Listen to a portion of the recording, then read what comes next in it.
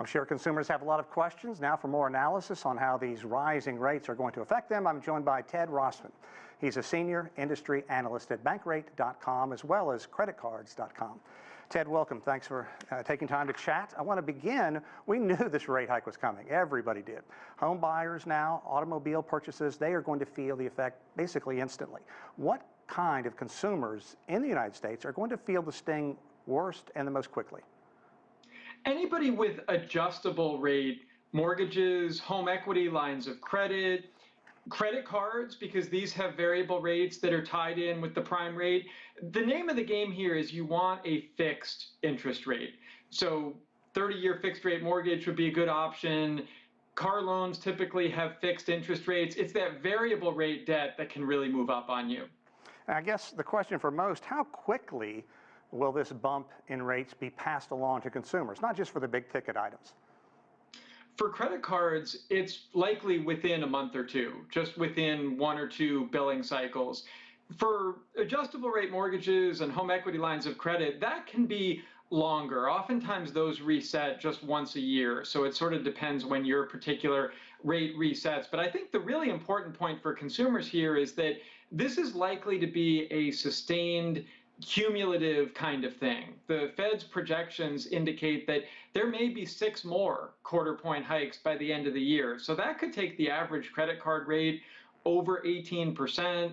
We've already seen mortgage rates moving up significantly. They've already moved up about a percentage point over the past 3 months. I mean, we could well add another percentage point to that. This is definitely going to have a cumulative effect the more this occurs. Let's pick up on what you're talking about, because the Fed has indicated there could be 7 rate hikes this year, and at least one Fed governor at the last meeting did not believe the 0.25% hike was enough. Is it time for people in the U.S. to strap in as they face 6 or more hikes? Are they going to feel that grocery stores, buying apparel virtually everywhere?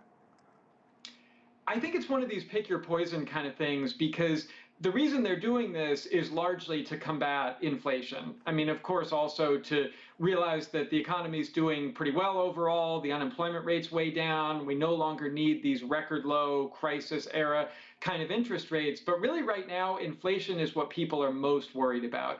Consumer confidence has been really low for several months running now.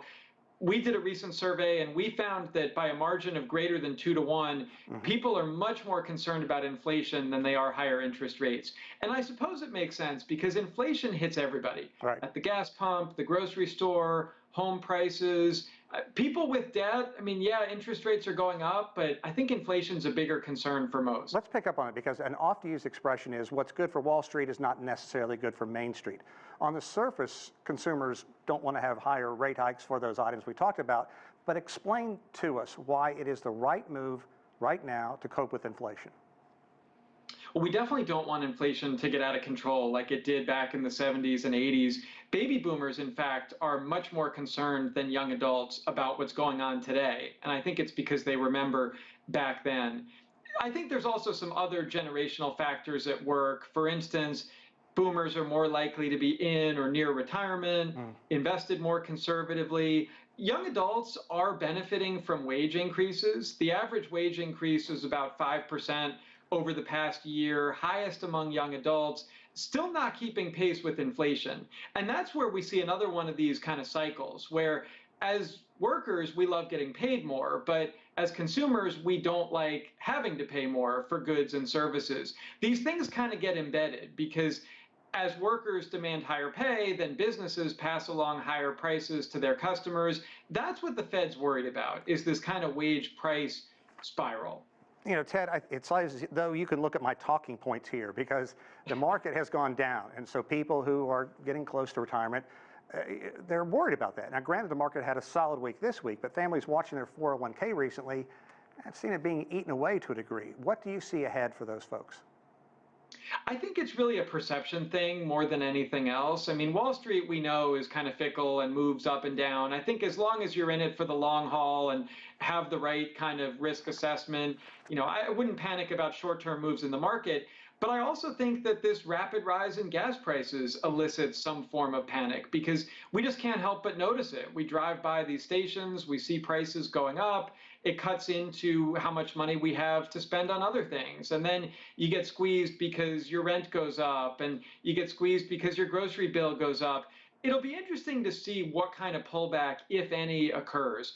I also think there's a ton of pent-up demand as we hopefully move out of COVID. The airlines this week reported really positive demand for spring and summer travel, even in the face of higher prices. So does that mean people are dipping into savings? They're taking on more debt? It's possible that that's the result, not a pullback in discretionary spending. Great. Ted Rossman, Senior Industry Analyst at Bankrate.com as well as CreditCard.com. Thanks very much.